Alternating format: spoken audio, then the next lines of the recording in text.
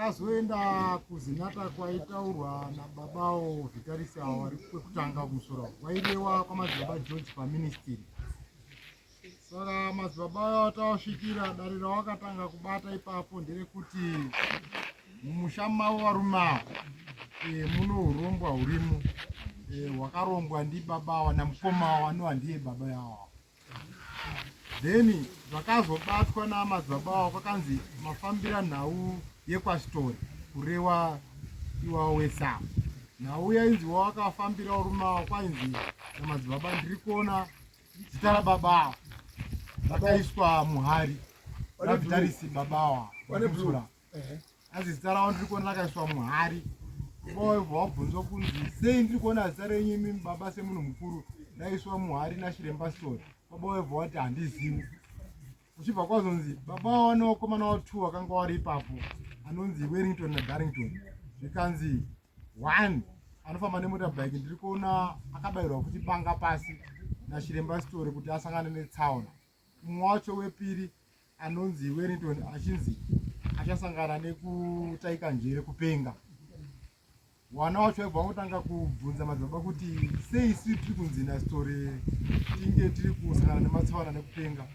Madzibaba aibva angoti ko zita rakazopinda sei, mazita enyu ari kupinda sei kwaStory. Waibva wanga urungokandidzana namadzibaba kuti chiitei kuti mazita edu abve kwaStory. Zvangopera zvakadaro. Ko imwe yacho makazoenda kwechi2 makawira nazve hatina takagumira ipapo. Konga kwatodoka anga ine vanhu vanga vakati ndikutaura kune imwe zinata yedu makazoenda kandoza makataura iko makagutsikana.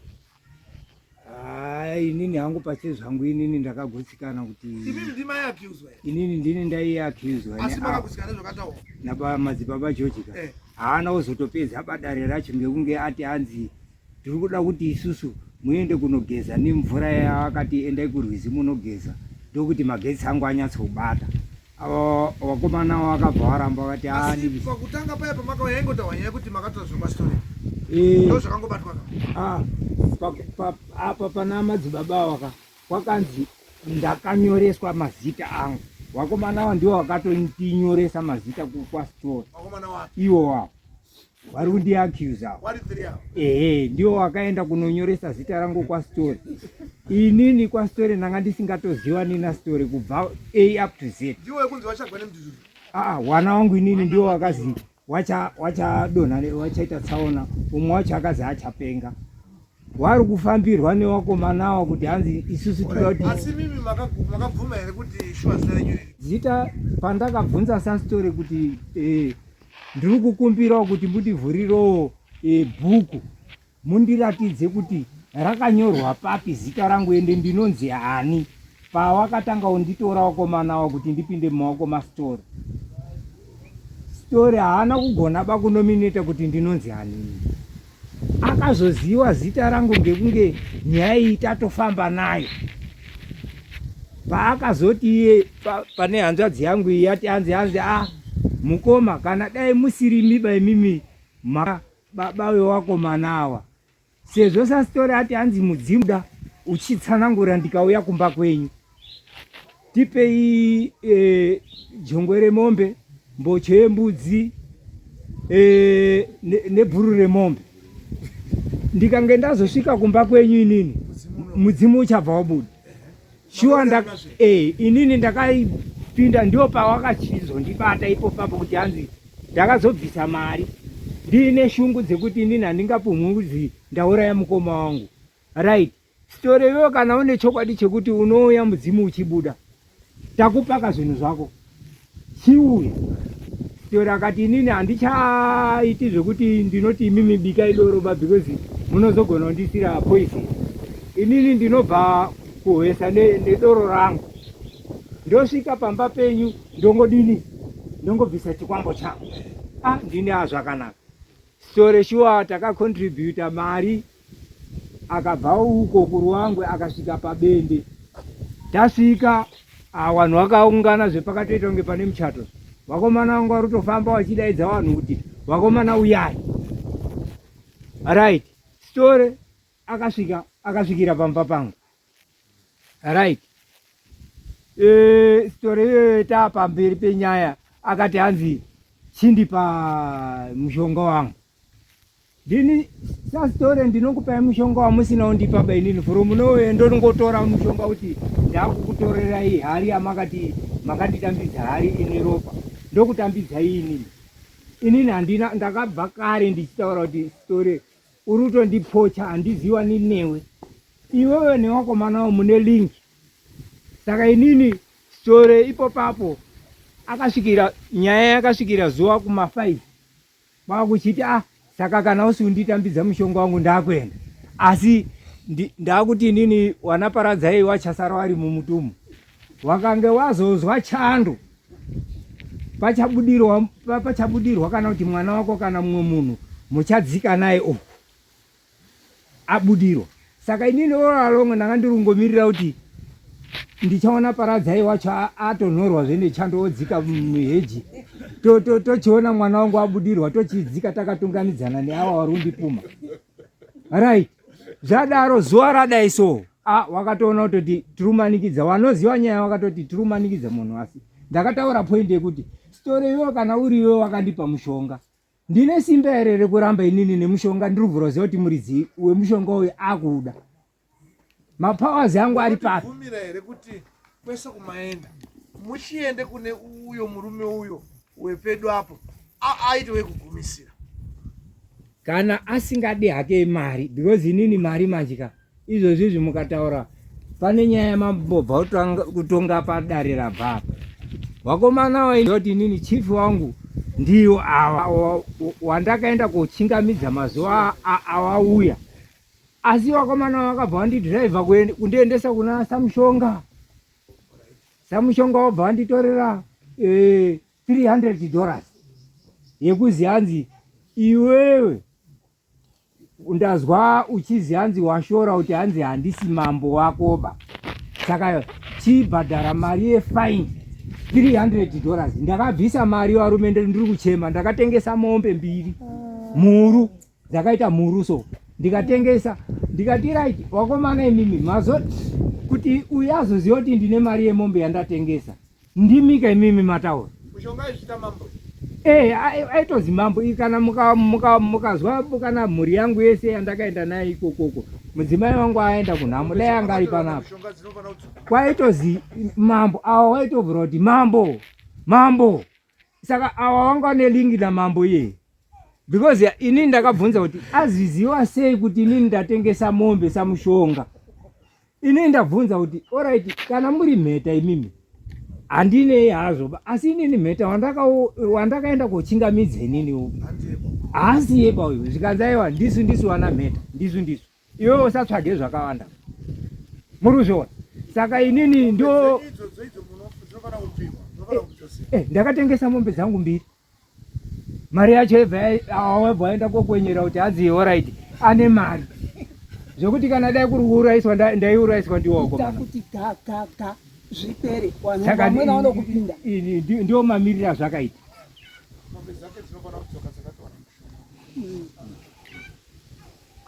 Saka manje kana muchiti kana kuchibhadhawa mari nekuti nyaya yedu ndeyekupumana isusu hatikwanisi kuona zvakaitika zvinoda vanhu ivavo chete wanoita kwamakaenda ikoko wane magwara iwayo. Saka kana munoti haakwanisi kungoitawo mahara nekuti chiro kwamakaenda kwasitore kwakuri kwekobhadharawo. Dai ndakaziva inini ka ndakavhura kungotanga hangu kuuya kuno izvozvi ndakufunga pfuma yangu yandakaruzeyoka hapana chakasorovheka. Ava vana sitori vacho vaingoya mari mukasaenda wekugumisira kuita kuti mangange enyu apere.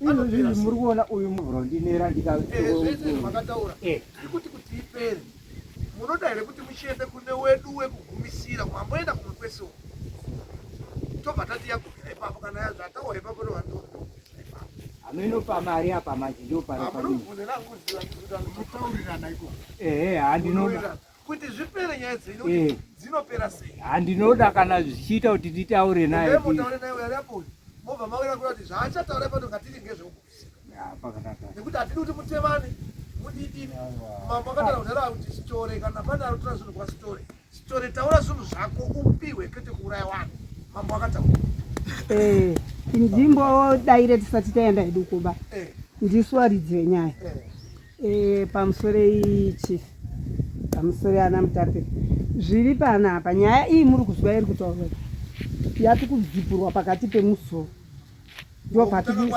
haizi kutaura statement yematangire kuti tizopinde kune zvese izvi zvinoneseka mai endai basi ikoko kwatataura ipapo tatotenda ndio zvatiri kuda pagedha mokumura moya pana pamuri kuita zvidare kwete kuyangoona kuti papedza mishonga yenyu kuti imi zvamakasukira pamusoro wembambo avo baba vanozozvitarisa wati hawana mari yekuzinata saka zinata yatiregei tifambire bhora mberi pane kandobatsirei maizwa zinata ndirega ndikubatsirei chero kusina mari moti kudii pese pakanaka saka zvotsva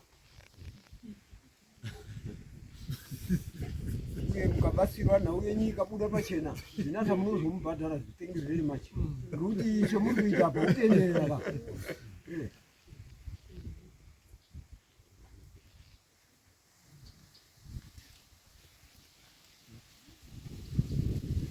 saka iri kuitiwa pano here iri pano kweshanda kuitiwa pano paruraise kuti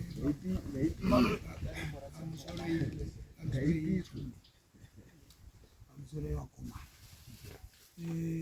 matora nguva muri kutenderedzana nezvinhu zvemachena nenyaya yekuti mutemo wekuromba hakuna munhu angobvuma ndaka asi zvamuri kuita kana kuti zvamuri kutokonyaka muri kumutsa mhepo kutozivikana kuti wakaromba kawatofumuka chinhu chatova pachena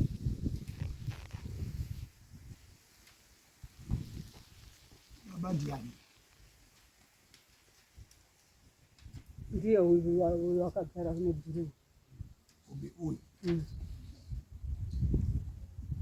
ndimi mashaya mari ndati wakaita nhamo saka kamari kanaka ndiinako ndakatumidzira mhuri kuti iende kwahondi kunhamo nhasi ndingadai ndisina kuuya pakuno kuDare nenyaya yedare iri asi ndati inini mhuri ngaiende inini ndibate dare tipe feedback mambo kufamba kwatakaitawo kune maprofita akwatakabva saka feedback mauya nayo feedback ngeyekubatwa kwenyu weti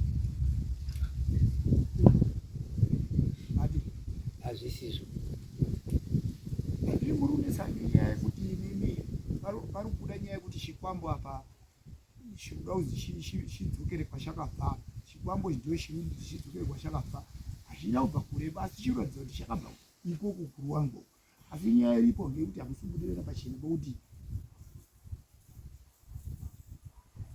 ichokwadi here kana kuti hachisi chokwadi ndo zvatoda kuti isusu tizive kuti Chikwambo ichi chakatorwa nani avo madzibaba avo George watakabva uko kuministry sondo rapera wakatsanangura kuti hanzi baba awa akatorawo zvake imi zita renyuka zita renyu riri kuapira pari zvine zvanditotaura nyaya iyi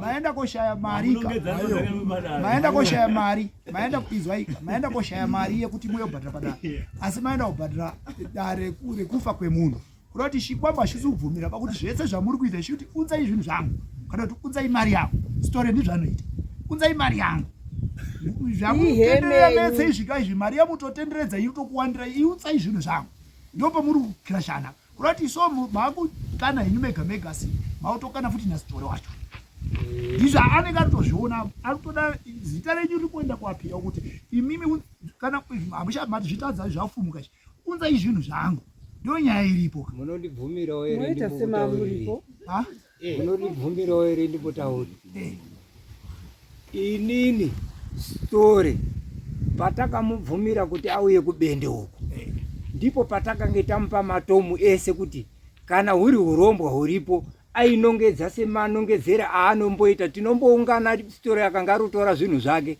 haamboti nditambidze mumaoko anototi cherai apa mushonga wangu uri apa Saka kwangu inini aida kuti inini ndimutambidze mumaoko. Inini ndiri kuti story andinombobvira ndatambidzana naye kana pamba pake first time kusvika kumba kwake. Unoziva here story kuti kana ari kuti ndipe zvinhu zvangu ukaramba umba zvinhu anobva aona kuti uyu munhu zvaarozvida nekuti zvinenge zviuda kuhaka. Saka ane kuti kuramba nazvo ushangotipa hedu ropa unaro urusaina kuti uchinaro. Saka haiti gakawamba because chikaenda kogara kwake chimwe chatotauya kwake. Saka anoti ukandipa ini ndakandati ngeshako nyama ndichaionepi yekupa zvinhu. Saka iwewe imbopaka wakatemerana imbopaka nyama usinzi uri kuida. Izwai story dai inini ndakatora zvinhu zvakumba kwa story inini handaisawana simba rekuramba nezvinhu zvastory ba ndaidzosera. Story akauya paumba penyu akauya akabika doro zvese procedure yese tikabvisa mombe. Saka sei asina kutoraba chikwambo chacho? Apo makamudaidza makamuti uya utore shinhu here kana kuti makamurutobhadhira kumusenzesa kwa? Takatoti uya utore tese nemhuri yese takati story ari kuya kotora chikwambo chake. Ndizvo here wakomana kuti story akauya ari kutora shinhu aibva atadza kutora shinhu?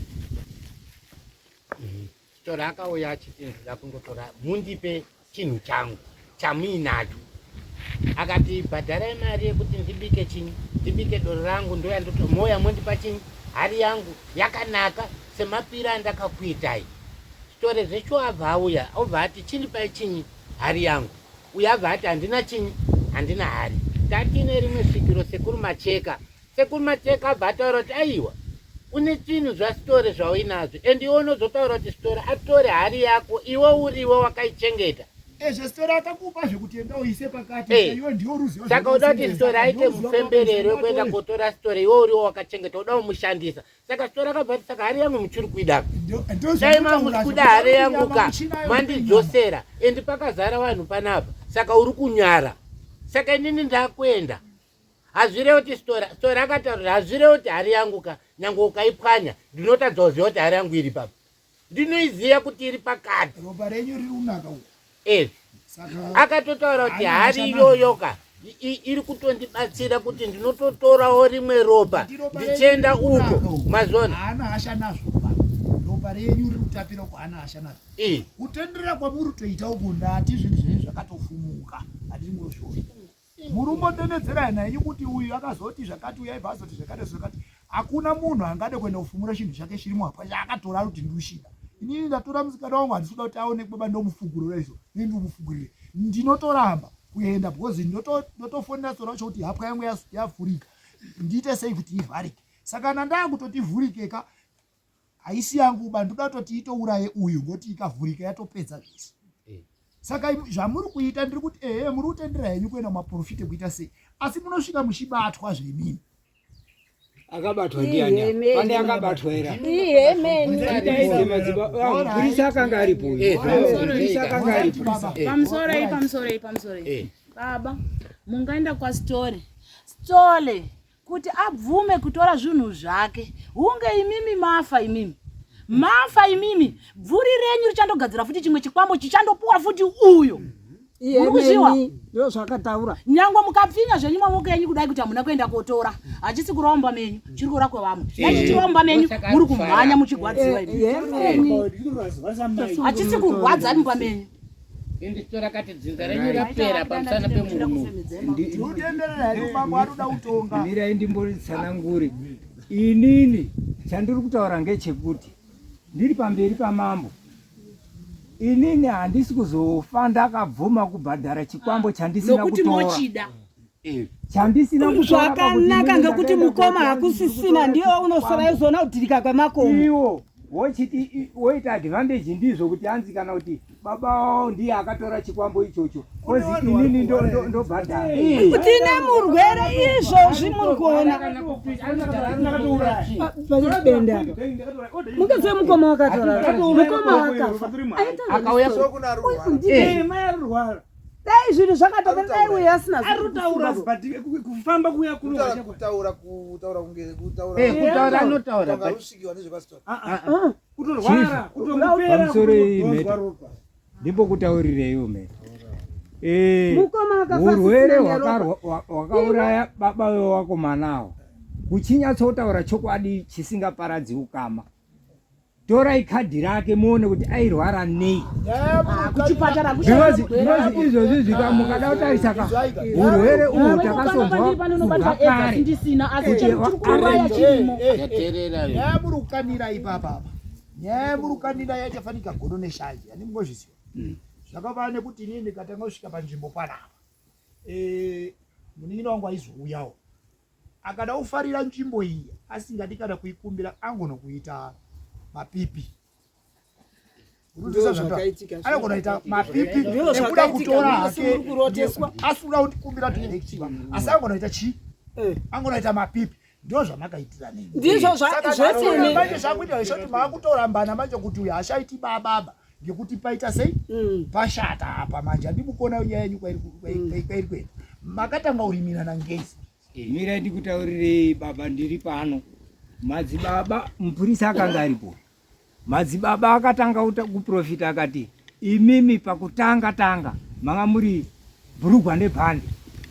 Paitsika mukoma ndio paitsika munin'ina. Handiti right ipo papo ndio ndati ichokwadi hemeni madzibaba isusu taiti patsika vhiri remberi ndio patsika vhiri rekumashure. Ndaiwirirana namukoma wangu zvakanyanya. Saka mataifamba tichibatsirwa madzibaba akanyatsotaura kuti pane pamakazoenda muchibatsirwa inini neuyo akafa. Asi izvozvi zvimanyi munoona izvozvi zvimanyi munoona ava vakabva varamba kana uyo achibvuma kuti angari bhurugwa nebhande nababa wake kana angari bhurugwa nebhande ari bhurugwa nebhande namukoma wake pakafa mukoma wake akazotora ere wana wamukoma wake aiwataurira zvaaita namukoma wake hana. Saka izwai hapana utsotsi. Yati awashaziva sei awa nemaiziva zvamaita vakagapawere pasi awo kuwapitaurira zvamaita vari kubata nyaya izwai kuti ndizowatsanangurire wakomana awa zvaisaita baba kutika mukoma paakarwara vakomana ava vakanga vakuita as a secret kuti vakanga vasisanditauriro benino mukoma wenyu ari kurwara vakatengesa ngombe idzi 2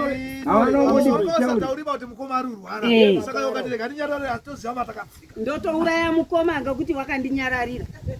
Izwa izva akutaura. Pamusoro inini kusvika ndakaita inini namai handika kwastory. Ndakatanga kusvika kwastory. Ndakatanga kusvika kuabhira tanzwa kuti urwere uyu ndechiwana. Ndasvika kuabhira noni sekuru macheka. Sekuru macheka bati baba wako iwewe akatofa nedare rekwastory. 1 2 mai wako uyu ari kurwara idare rekwastory. Ndida kusimuka panapa kana une mari ndiye haye nemachinda angu aya. Tisvika pastory kurapa hakusi kuuraya munhu. Tobva tasimuka handika ndakatsvigisa $100.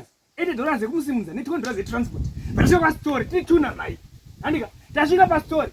Uyu bhaatotaura sekuru mamhepo kuna story kuti story chinonzi kurapa hakusi kuuraya munhu. Manje iwewe uri kudeura ropa.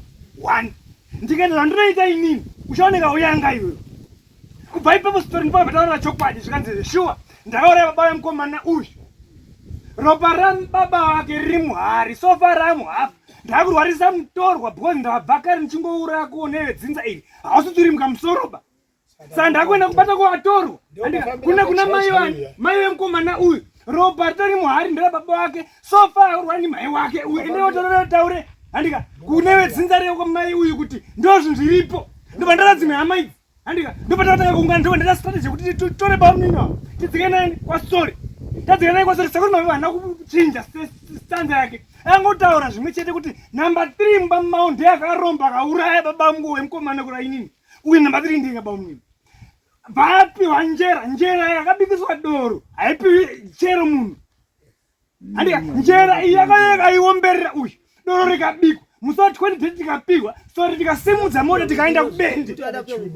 Tikasvika kubende vachini pamushonga wangu mai arwara achimwisai pajira apa ndizvo zvandinoita varamba nemushonga uyu vadzoka.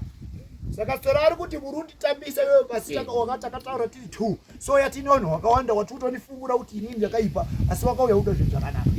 Wakatoti visai mbiya yangu muunze iyo handichatsiki mumusha wako mandisodza ari kuita izvi zvaari kuita ende paruzi hanzi ndakabata njere ini handinombobata njere aiwa makapiwa njera iri musose makaomberera $20 izwai $20 yandakapiwa inini ivo wakatondikweretesa $20 tiri kuda kuti uine munhu unotoenda pamba pake ayo inzwai mbuya yakatokura pachena uyo murume akagarapo nababa yavo mukoma nemuningi waifamba wese pafamba uyo ndo paifamba uyo pose pose baba ava neuyu wese wakaenda kwaSithole taurai mupedzai waenda manje uyo hachadake kutaura nekuti paanga akurwara mimi hamusamutauri akuita kunge ari kufikisa kuti wo mwakangwara mushakaura chete nekuti atoamuna asi baba ava vanoziva kuti akaendawo futi kwaSithole mapedza here ndambomira mirai makadaro ndopindawo kwakabva nyaya dzacho zvakaitika pamukoma zvakadai baba weuyu mwana uyu muovheti wakabva kuhondo abva kuhondo aibva apinda muno muZimbabwe apinda muZimbabwe munomu waingoshanda aienda waibuda kuna ana DRC kudini aibva azoti uyu mwana uyu mukoma nemunin'ina ihanzva dzemutera neni uyu mwana uyu anga asingagari kumbaba aigara papurazi paye apa paforest ndo paaigara mukoma unouya kumba mazuva wanonga wambopiwa maofu ekuuya kumba yaya unodzokera haaonani nemwana uyu bauyu muri kundizwa zvavasingaonani ipapo ndo pakazoti mukoma wozwa kuti mukadzi uyu wasara ari kumatongonya doko mukoma wakaenda kotora ari kwedza kudaidza kuti auye kumbairamba uyu aibva anda kutora mukadzi wemunun'una wanga asiyiwa kunyadowa iyi abva amusa pabenda vaisafamba wese vandiruvakunyepera mukoma usisiri muupenyu iwo mashure mawo nyarara nditaura usana pfuma yese ipere uku pamushonga uku ndiyo stanzi yawanoita kuti iwo wanoita seunge wari kutaura statement yakanaka iri statement yekumanikizeambofambidzani naye inhema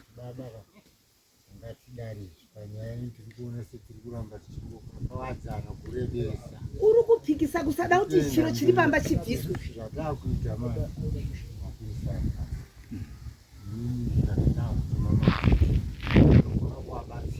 nemari dzekufamba waende kundoti Sithole ngaasungwe adzoke auye pano Sithole auye pano agare paground akatonga naSithole zvaari kuita Sithole aurayiwa ndomba inini samango handitongi makuwa ndinotonga munhu mupenyu ari kurya sadza Sithole akazviguma ari panapa ndazvida changamira saka nhasi unotoda kuti auye futi paground agara ndomutaura kuti Sithole kana uchiziva kuti wakapa munhu chinhu chienda undobvise usauraye vanhu ndo handoda kuzotonga handitongi makuwa bai handiti saka takuda kuti Sithole achiuye pano misi muuye futi semaoire maita Sithole akagarapo achitaura zvaanoda poendi yenyu yakanaka asi tiri kukumbirawo chikumbiro chekuti ava vakomana vandiri kufamba navo zvababa wavo havabvumiba 1 2 zvepfuma yangu yakahiwa mari yangu yakaenda kwamushonga uku izvozvizvi ndanga ndiri kutoti inini ndikaona mari mudzimai akanga abva kunhamo ndinoda kuti inini mundibatsire kuti ndinoita sei kuti ndiri chabve mari yangu yemombe 2 dzakahiwa kwamushonga wamushonga umbomire shamwari auri papa akuda kupera apa nekuti Sithole akasungwa akauya panapa ndiye achanongedza kuti iwe newe mudodi yakati nezvakati Sithole itsotsi chandikuti inini Sithole imbavha izwai mukanyatsoonaka mira nditauri mukanyatsokuona pane lingi ka ari n'anga iyi inobva kwarenzwa kweinonzi mamhepo kana muchiiziwa kwakabatwa dare rekuzi hanzi ndei kwaSithole irunzi isvikirwe wakomana wana story wakadai ndehwawo vanotochestirana. Ndaitoona inini taiti tikabvisa kana 200 yaibva yatobviswa itopiwa uyu ajendi yacho.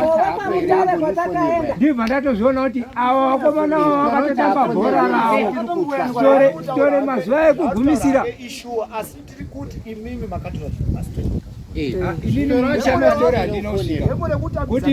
kuti mukoma wangu ari akatora inini story dai kuruzi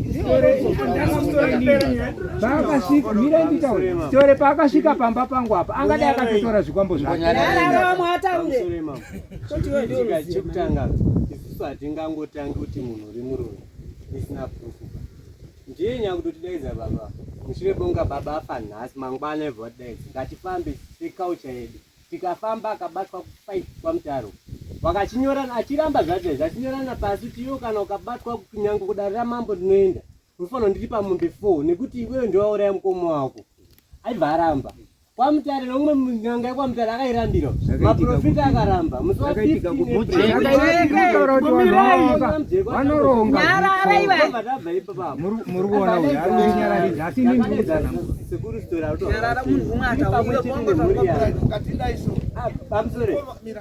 mukoma handiti story tatari kuya pano akabva auya achitaura iye kuti ndimi makatora munozvibvuma here storeka ndiri kutoona kutoti story itsotsi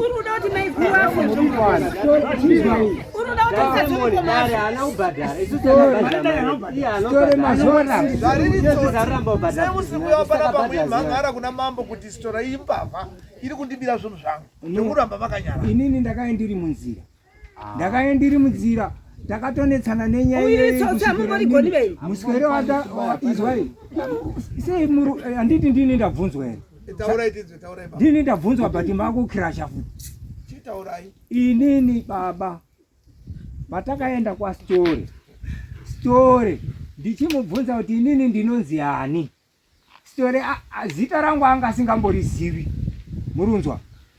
Patakabuda mumba masitore taakuenda pastation iri padhuze neroad ndiwo pandakazonyengererwa natete avo newakomana wangu inini kuzi baba kana imimi murupiwa mhosva sitore zvati ndikauya kumba kwenyu mudzimu uchabuda imimi chero isiri yenyu banyaya bvuma henyu bedzi kuti mudzimu wacho ubude tione kuti uchanongedza ani. Right. Imimi ndimi baba kune wanangu zvamuri mibaba story obva ati ndimi pada kubhadharwa zvakati muibva mazvibhadhara nevana vabva zvapera pane chakaipa pakutanga ndakange ndiine pfungwa yekuti ndibvume kuti alright kana zviri chero musirimi makatora vamanzi ndimi vamazi zvii zviri kudiwa zvacho hari yako handichazivi kwairipa chii chiri kuda zvataurwa ndakange ndiinayo pfungwa iyoyo pakutanga asi pandakazoona unhu hwewakomana kuti wakomana vari kuda kutonditsikisa bhora risiri rangu iwo vari kunyatsoziva pane nyaya wakomana vari kupaziva pane nyaya inini handipaziva asi wakomana pane nyaya yacho vari kupaziva saka ndakazotozviona kuti no wakomana vari kundigezera nyaya isiri yangu saka inini zviri zvangu inini ndinomira nemhuri yangu pane zvangu ndinogadzirisa zvangu kwasitori handinombofa ndakadzikako basa ka handibvumiba chero sitori wacho kana adini inini kumba kwasitori handimbokuziva handinombodzikayoba ava ndiwo waitositsika kwasitori mambo wati waipedza wati sitori ari kuya pano muDare vachanosungwa ouya pano ndopa imimi wacho muripo zinatadi inenge iripo ichisunga soro wosunga toona kuti waita chinhu chimwe chete here pakati pazvo ndizvo here sitori woti hungu kwewe zinata wazviona sei hungu ndopatinoita kuzokupai muripo akukubhadharai ndekuti hamusi kuda kunzwisisa nofanira kuita dare rekugumisira ino Tafamba makawanda. Mari yape. Izvo munozwa dani hanene sendi anobvisa. Abvira kare chitenda. Vana vake vanotokapinda vachibuda. Chiriti kaka. Mai vedu isusu arurwara. Taendeswa kumakoti. Kwese kumuri kwenda. Tinongwa makatofura. Wana medhasingazimbata. Awanyewa vari kuiziwa. Zvatikumbira ndezvekuti. Mukataura mukawanda. Inini hangu Unobvongonyedza zvikuru. takati ucheme kuti baba tatiri kukumbira ukuthi nyaya yari yekwastori stori wacho achitaura kuti ndiwo iwo achiramba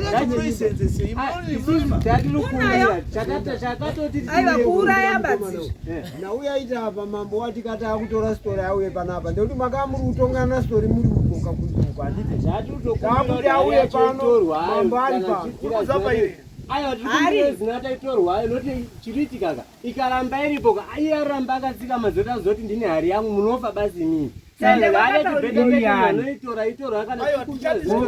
zinata yacho ikazobata iri hari yababa wavo ivo vari kuchipomeraazobatwa uzi ngeyababa wavo mochibhadharwaka saka vari ndichingurudza zinata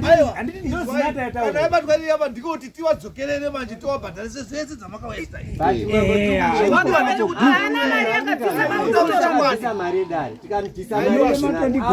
anototaura chokwadi kuti akaisa baba uyu pamberi ndiye waakati ndiye baba wake saka ari kuti anonyoresa baba wake ndiye baba autorika usina baba ndiye baba waakanyoresa saka ari kuti iko ikabatwa zicho aiwa ini zita rangu rakatonzina madzibaba rakatonyoreswa nani hapana mwedzi baranyoreswa wakabvuma wakomanawo kuti shiwa ndisu takanyoresa zvikanzi mupurisa ari apo mupurisa zvikanzi zita rangu rakatobayiwa riri muhari mupurisa hazvina utsanangurwasamupurisa mamusiripo ere mambo apedza nyaya ati munonosunga sitore paine nguva zvakanaka kuti auye musiwe enenge auye kuita kuti anotore hari ibude kuti harina marwarira ari kuita mai vari kumba marwarira ari kuita mukadzi kumba yaafabvisi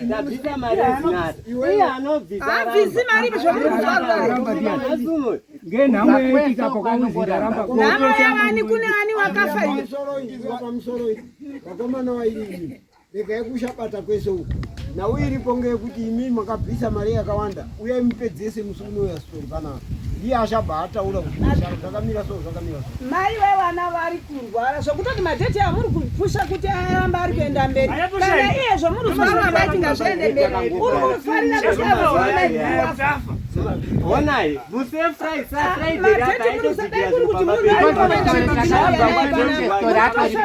munokuya naye padarere akatodzikira nemuzukuru wake mukuru asi muri musapota yanyuka bati izwai mambo takaenda kumapurisa ngatitaure wani mambo zvinokumirwa ere mambo kuti mombe izwaimbo nemuzukuru wake mukuru achidhigira muyadhi medu awo izwai manje mambo ndikutaurire chokwadi chakaitika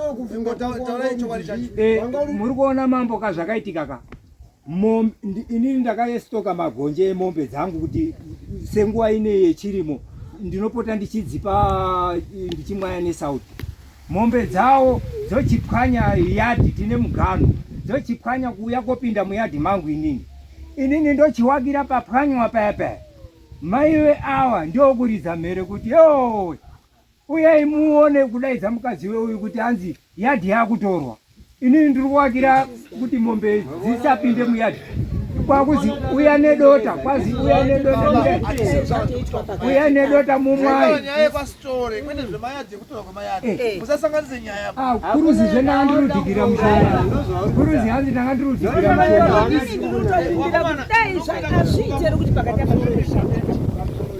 imimi ndinoda kuti zviitwe sei isusu toti hari yacho titokumbira kana iri zata takubhadhara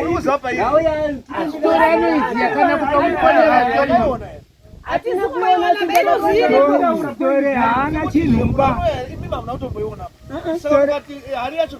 takabhadhara mari dzakawanda kuti